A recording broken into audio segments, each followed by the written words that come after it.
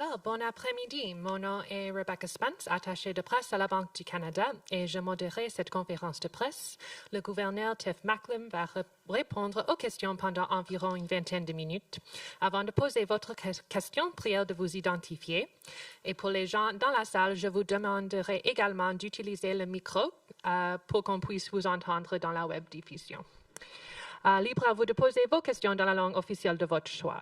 Before asking your question, please state your name and affiliation. We are webcasting this press conference, so please use the wireless microphone, which my colleague will bring to you. The governor will be happy to answer questions for about 20 minutes in both official languages. We also have journalists participating remotely today, so we'll do one question in the room first, une question de chaque organisation dans la salle, and then turn to the call to try to make sure every media outlet gets a chance to ask a question. On va commencer dans la salle avec Madame Barry. Bonjour, M. Macklem. Bonjour, Hélène. Vous m'entendez? Oui. J'ai envie de vous demander, au cours des dernières années, on a vu les banques centrales de tous les pays augmenter considérablement leurs réserves en or pour compenser les fluctuations des devises. Au Canada, on est un des rares pays qui n'en a pas de réserve d'or. Est-ce que vous pensez que ce serait une bonne idée d'en avoir? Nous sommes contents avec nos réserves. Les réserves sont les réserves du gouvernement. Nous, à la Banque du Canada, nous gérons les réserves pour le gouvernement du Canada. Et nous avons nos réserves dans les obligations des grandes devises plus grands et dollars américains, euros, Japon. Nous pensons que nous sommes bien servis avec nos réserves. Oui, nous sommes une exception, mais nous n'avons pas un plan. C'est vraiment les plans du gouvernement. Mais moi, je ne suis pas au courant de plan de l'échanger. On passe maintenant à M. Desrosiers. Bonjour, M. Macklem. Éric Desrosiers du Devoir. Parlant de la monnaie numérique, bon, vous dites pour le moment, il n'y a pas d'appétit de la part des élus d'aller de l'avant pour des stablecoins de la Banque du Canada. Je pense je me trompe, ou d'autres banques centrales, elles, se sont avancées là-dessus. Et sous question, quand vous dites qu'il n'y a pas d'intérêt de la part des gouvernements, sentez-vous de la part des consommateurs, de la part des entreprises, le souhait qu'on aille plus vite de ce côté-là au Canada? Oui, comme pour les autres banques centrales, c'est surtout la Banque centrale européenne qui ont un plan pour émettre une monnaie numérique banque centrale. Les autres grandes banques centrales, j'ai pas vu. Bon, il y a quelques-uns. Brésil, l'Inde ont déjà des monnaies numériques banque centrale, mais les États-Unis non. Donc, on verra. En termes de demande, nous avons fait des sondages des Canadiens et franchement, il y a une diversité d'opinions. Oui, il y en a eux qui veulent. Il y a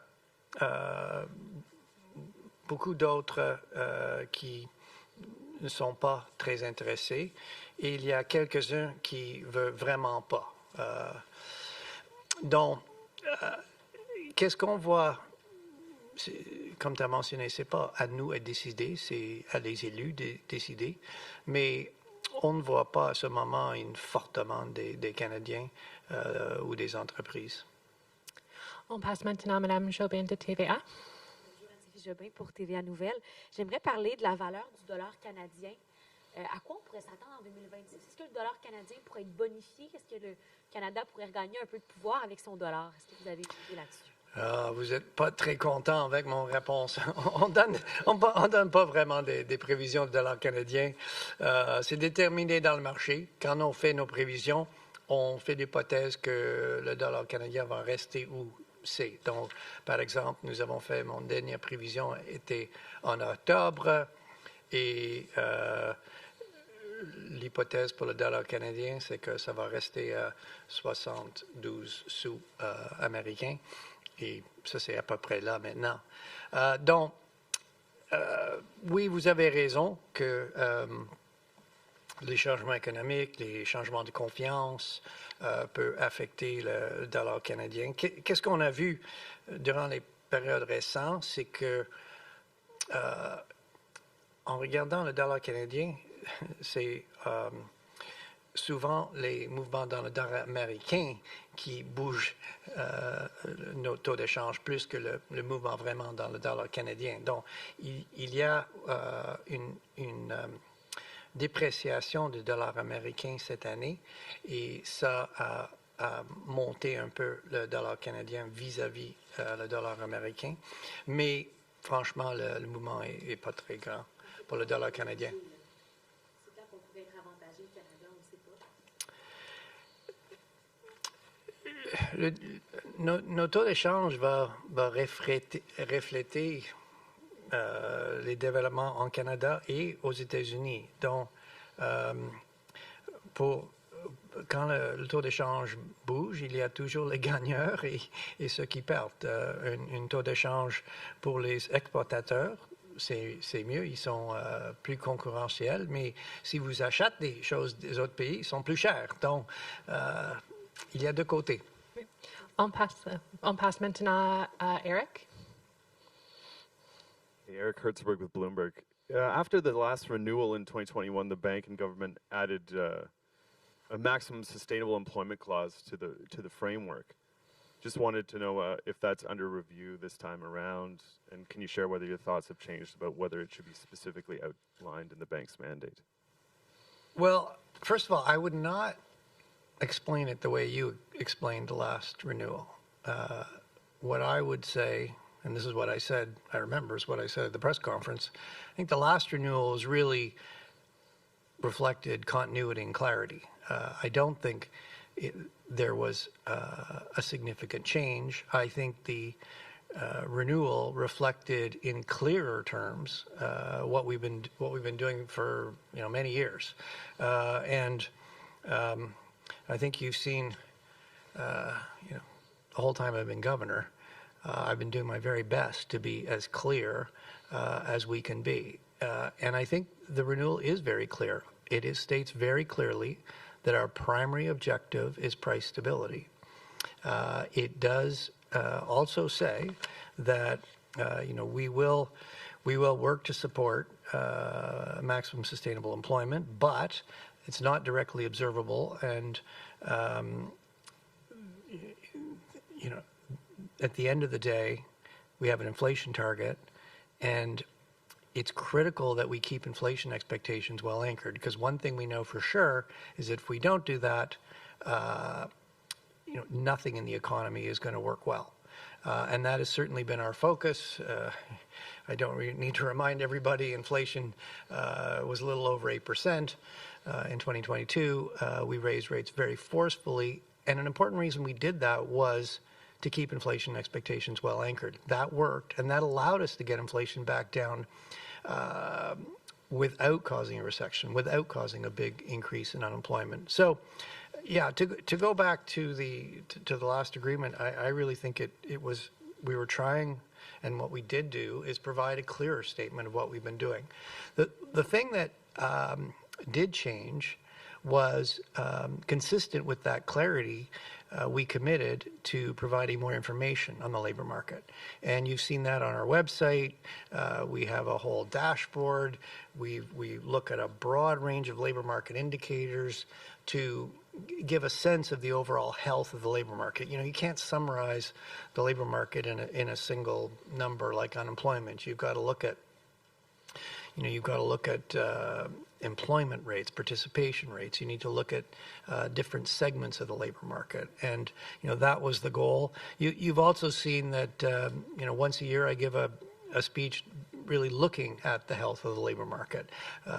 It obviously is an important input into our monetary policy decisions, and that's really what the renewal reflected, and I don't think that's going to change.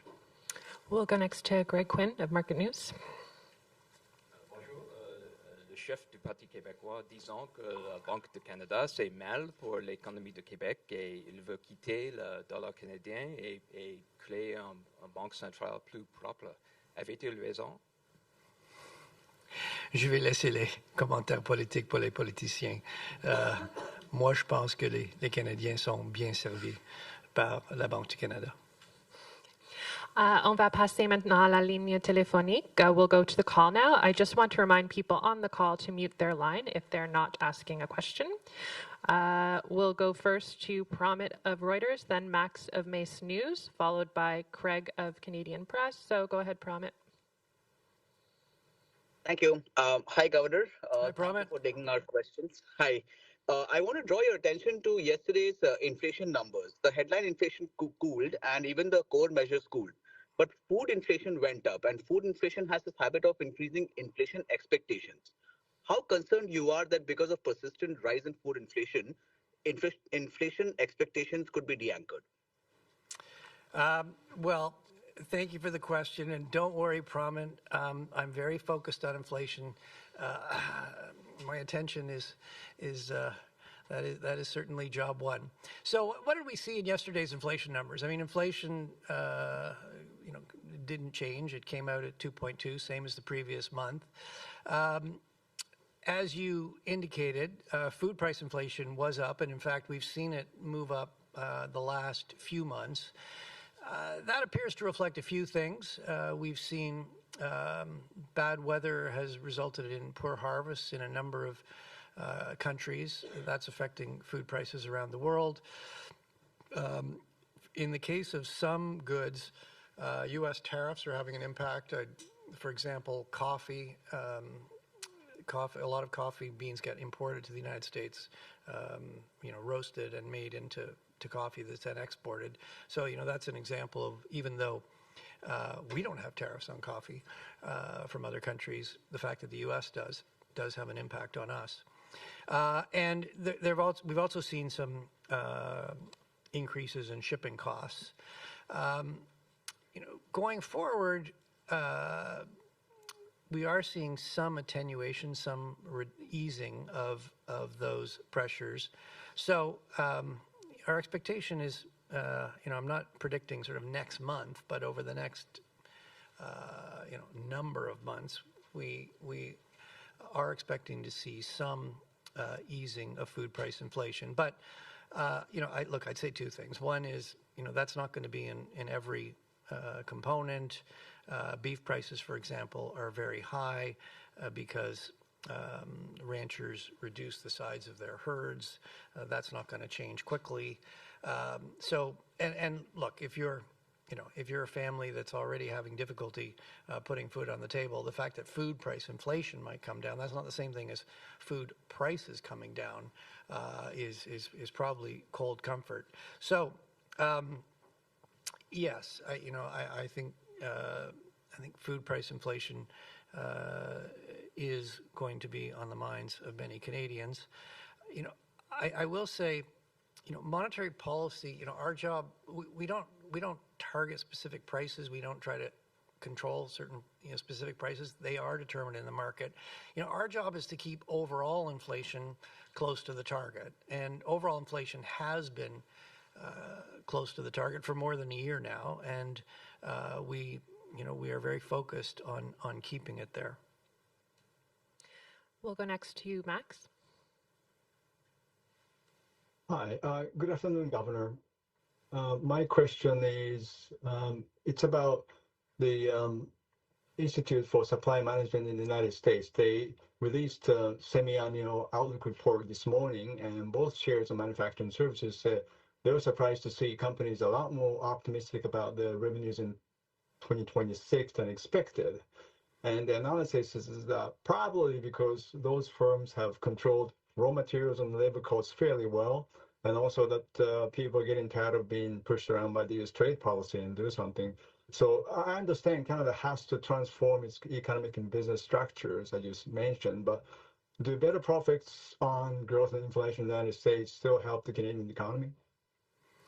Sorry, could you just repeat the last part of your question again? I was having trouble hearing it on the line. Okay, so do better prospects on growth and inflation in the United States still help the Canadian economy? Okay, yes. Well, I haven't read this latest supply management report that you're citing, but yes, clearly, if the U.S. economy is stronger, that tends to create more demand for our exports. Now, U.S. tariffs on a number of key sectors are greatly complicating that, and those sectors remain are very hard hit. Beyond the targeted sectors, auto, steel, aluminum, wood, most of the rest of the economy continues to trade tariff-free with the United States, providing it's CUSMA compliant. So, look, a stronger United States tends to strengthen demand for our exports. Obviously the flip side of that is a weaker United States. We'll see weaker demand for our exports, and that's an important reason why we do forecast the U.S. economy, and that's an important input into our Canadian outlook. Go ahead, Craig. Good afternoon. Thanks for taking our questions. You just mentioned CUSMA compliance there, which segues well into my question. I'm wondering how big a risk the 2026 renegotiation of CUSMA is to our 2026 economy, if that exemption is potentially something that could be affected by those renegotiations. Well, I don't have any sort of inside insight into where those negotiations are, and I'm not going to handicap it. What I can tell you is certainly when you talk to businesses, what happens with the Canada, U.S., Mexico trade agreement is certainly on their mind. And if you look at the Canadian economy, what you see is that those hard-hit sectors, employment is down sharply. Exports in those hard-hit sectors to the United States down very sharply. But when you look at the rest of the economy, the biggest effect you see is that the uncertainty around tariffs is really holding back business investment. And you can understand that. If you're a business, you're considering making a large investment, you want to know what the trade relationship is with the United States. You want to know how accessible the U.S. market is, what the pricing is going to look like. That's also spilling to some degree into hiring. We've actually seen some improvement in employment in recent months, but when we talk to companies, what we hear is that they're being cautious about their hiring. So I do think this uncertainty is having an impact on the Canadian economy, and clearing that uncertainty will be helpful for businesses to get on and invest and hire people. Next on my list, I have Paul Vieira from the Wall Street Journal. Then we'll go to Mark Rendell from the Globe and Mail, and then we'll conclude with Jordan Gowling from the Financial Post. So go ahead, Paul.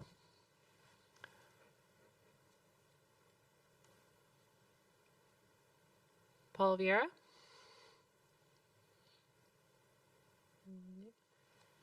Okay, maybe we'll move on to Mark then, and then Paul, when you come back online, let us know.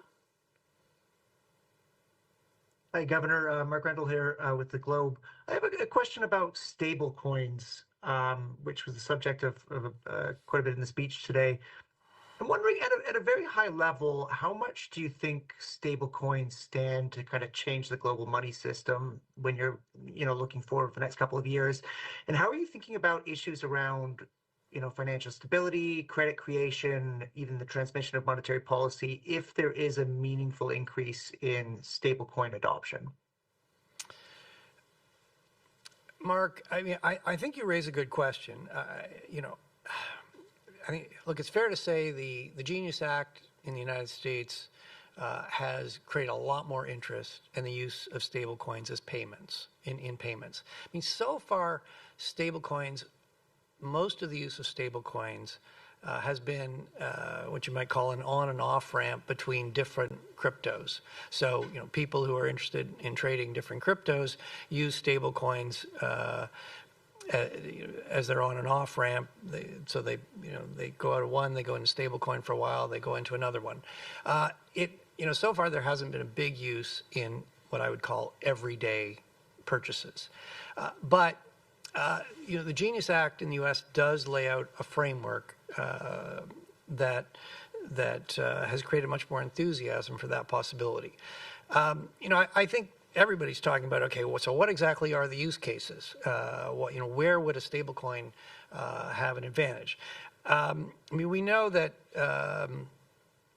cross-currency, if you've tried to send money to somebody in another country, you've probably realized it's expensive, it takes time, it's clunky. Stablecoins certainly provide potentially a faster, cheaper, more convenient way for cross-border transactions. Stable coins, right now, without real-time rail, we don't have 24/7 settlement. Stable coins offer 24/7 settlement. With real-time rail, that will also provide 24/7, 365 days a year settlement. I think there is a lot of discussion about what are the use cases. I think one thing is a little, harder to know is, could stable coins be facilitate different services in a kind of DeFi world? Could they be the foundation for new services? So, as I said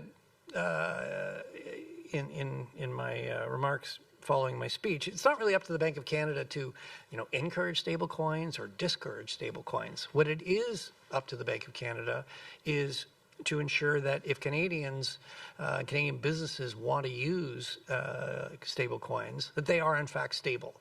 And the government's budget legislation lays out the requirements. The Bank of Canada will be working with the Department of Finance over the course of next year to take that legislation and put it into regulation, and then the Bank of Canada will begin supervising stable coins. That's both reflected in the Stable Coins Act, and there will also be some revisions to the Retail Payments Act, so that these things are working together. Did that answer your question, Mark? It did largely, except I was also interested. The idea of proliferation of private money does raise questions, not just around financial stability, but obviously credit creation. If people are storing money in stable coins rather than bank deposits, which obviously has an impact on your guys' monetary policy transmission. So I don't know if you wanted to comment on that. Yeah, I'll comment briefly. I think the immediate issue with stable coins is that a number of jurisdictions, most major jurisdictions, are in the process of either drawing up their legislation or drawing up the regulations to enable their legislation for stable coins. And one thing that is going to be important is that there is a high degree of consistency across major jurisdictions, because what you wouldn't want is stable coins issued in one place to all get redeemed in another place as some sort of arbitrage strategy. Stable coins should be used. Stable coins are there to be used as a means of payment. That's what they should be used for. So, I think that's the immediate priority, and the Financial Stability Board has agreed. We're all members of the Financial Stability Board. We've agreed on some broad principles on how to do that, and I think the implementation of that effectively over the next year is going to be the immediate priority. There are some, as you mentioned, there are some broader financial stability issues with stable coins. These are new a new innovative kind of money. They potentially have benefits, but they also bring some risks. A run, just like there could be a run on a bank, which or like a run on deposits, there could be a run on a stable coin. That's why, in the design, it's going to be very important that they're backed one for one with high quality liquid assets, so that there are not questions about the convertibility back to cash, and that people are, if everybody's confident that they're convertible back to cash, that will reduce the risks of runs. So yes, there are some important financial stability issues there, and it's important that we really think those through in this design phase. Okay, and our last question will go to Jordan. Hi, Governor. In your speech today, you said ongoing structural changes are turning into headwinds that have the potential to disrupt supply and add inflationary pressures. Can you unpack what you mean by that? Are you talking about U.S. tariffs on global supply chains or other forces as well? Yes, I'm talking about all those things. What are some of these structural headwinds? Certainly, U.S. tariffs are an important one, but even before U.S. tariffs, it wasn't as if the U.S. trade, the global trading system was working perfectly. We were seeing more fragmentation in the trade system. More barriers to trade were starting to emerge. So certainly that is one. To be frank, the world's become a more hostile place. Russia is still attacking Ukraine. There are some other geopolitical tensions that could flare up. This fragmentation of the world means that businesses need to think about more than just the pure efficiency of their supply chains. They need to think about the security of their supply chains. Climate change is creating more extreme weather events. Those can also disrupt supply chains. So, these things all have the potential to create more shocks, and while they aren't all in the same direction, you do worry that more of them are adding costs than cutting costs. I mean, there are, the other big structural development, obviously, is artificial intelligence. There, actually, while it could certainly be disruptive through the transition, the medium term, at least, could increase productivity and tend to put some downward pressure on inflation. Having said that, there is an adjustment period, and right now we're seeing AI create a lot of demand for electricity. There's a lot of building going on of new data centers. That's creating some new bottlenecks, some new demands. So, I think that the message there was, we're living in a world probably with more structural change, more supply shocks. It's a more complicated world than at least than the pre-COVID world. And, we need to be assured that, we've got the playbook, we've got the how we implement our monetary policy framework is ready and well prepared for that world.